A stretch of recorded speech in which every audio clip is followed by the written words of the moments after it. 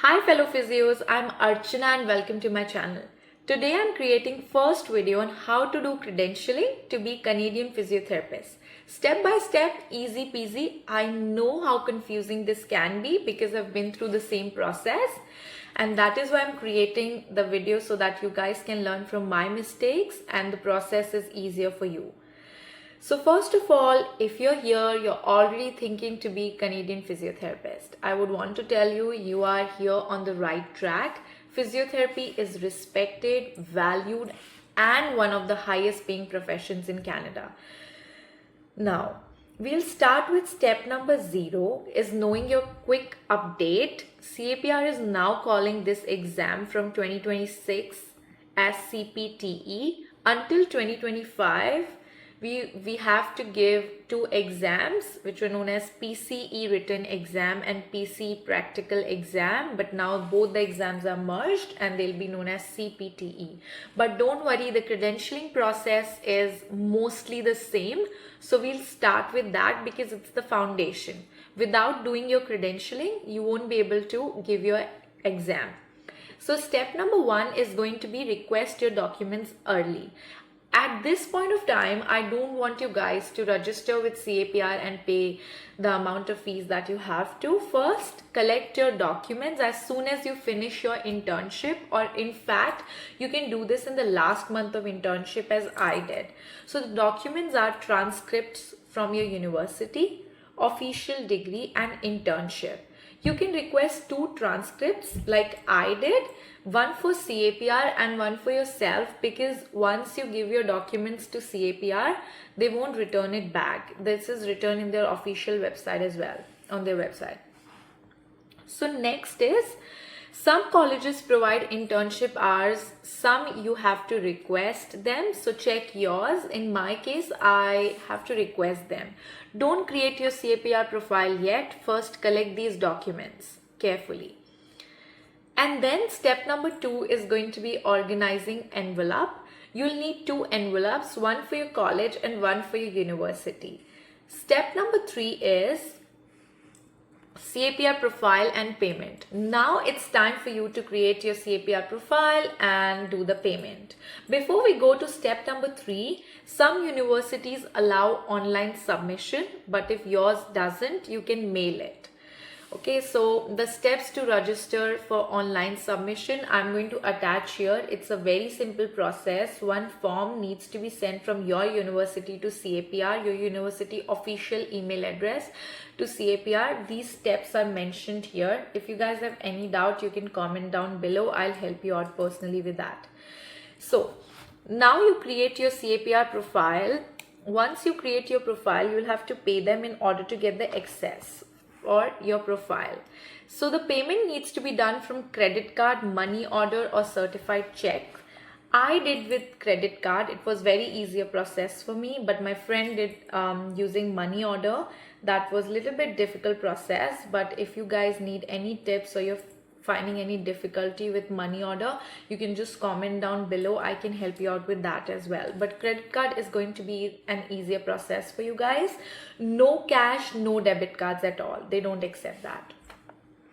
Now, you have to fill in your general information very carefully, and then you will see 4 options like profile, status, apply and receipt. So under status, they are going to show you your client ID and your case is precedent or non-precedent. Precedent means someone from your college have already done this process and it will take less time for CAPR to approve your documents. And non-precedent means CAPR will take little bit more time and no one from your college have done this process before. So you're going to be the first one. Then the main tab is the apply tab. You'll go to apply tab and there you will click on details. Once you click on details, you will get the list of all the documents. Now don't worry, before going through these documents, I'm attaching a table here. I would request you guys also to make a table. This is very important. It literally helped me throughout my credentialing process. So simple way to organize your document is going to be create a table with 3 columns: college, university and by you. So college, under college, it should have internship hours, degree and document request form. Under university, it should be transcript, academic request form, and by you should be degree and passport. Okay, so now where you will get this document request form and academic request form? You'll go to CAPR official website. You'll click on I am internationally trained physiotherapist. Then you'll go to forms. You'll scroll all the way down and you'll see request for academic request form.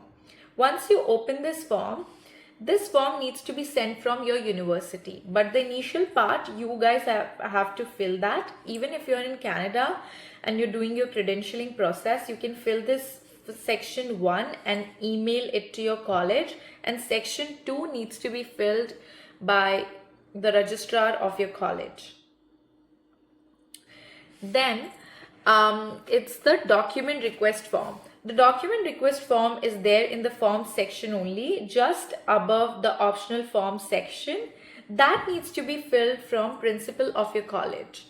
Okay, so and then the documents by you, which is your degree and passport, you will have to take a scanned copy of your degree, and then front and back you need to submit that, and passport should be properly scanned all 4 corners, otherwise they're going to reject that.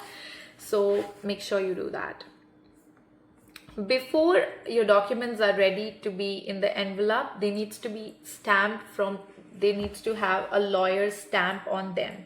So the documents you need lawyer stamp on them are internship hour, your degree Xerox, and all 4 years mark sheet. It is a very simple process. You can go to any lawyer and you can tell them to stamp that for you, and that's it. Now, step number 4 is sending documents. So make sure the envelope, which is college envelope, has college address on that, and the university envelope has university address on them. You cannot send this document from your address. It has to be college address on the college envelope and university address on the university envelope, and the envelope needs to be stamped by university as well. 2 stamp in the front and 1 stamp at the back where you close the envelope. I'm going to attach a picture of my envelope here so that you guys can get an idea. Now, how to fill the form? Academic request form is really simple to fill in, and if I'll attach a picture or I'll share in the comment for those guys who have problem with document request form. It is also very simple, but if you have any doubts, you can comment down below. Next is going to be, and always take a snapshot of the envelopes that you're sending them. I did that, and during my process I had to send them for some reason, and all the documents that you're sharing. The table has the documents which will go under the college envelope, and the documents which will go under the university envelope will be the documents which is mentioned under the table, which is under the column which is university column. Step 5 is going to be language proficiency test. Next, you need to send your CELPIP or IELTS score directly to CAPR. You cannot send them yourself. You can take tests like TOEFL, TestCan, CanTest, and if you have not taken IELTS or CELPIP, I would suggest you to go with CELPIP. Few of my friends and I personally gave CELPIP, and it was more easier to score in. IELTS have to be academic IELTS, no general IELTS, and the score for IELTS and CELPIP is mentioned on the CAPR website. You can check that. Now I'll attach a video in the caption showing how to send your IELTS score directly to CAPR. It is a very easier process. You'll need your ID, and IELTS will do that in few days. Step number 6 is going to be bridging course. Once you start your credentialing, I would say when you do the payment for your portal, do the payment for this credentialing course as well. So this is a bridging course. A lot of people think that you guys have to enroll in university, you guys have to be present in Canada. It is nothing like that.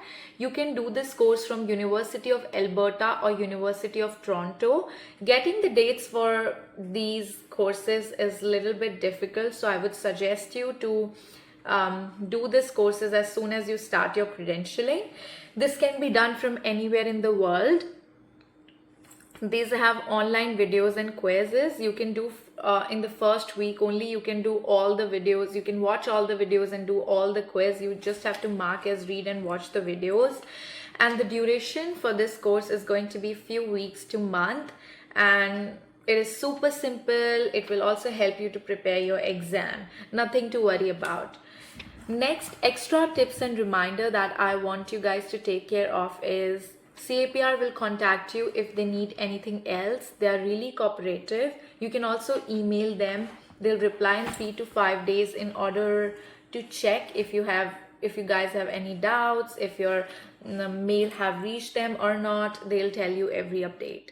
And then always check the envelope address. The college envelope should have college address on it, and university envelope should have university address on it.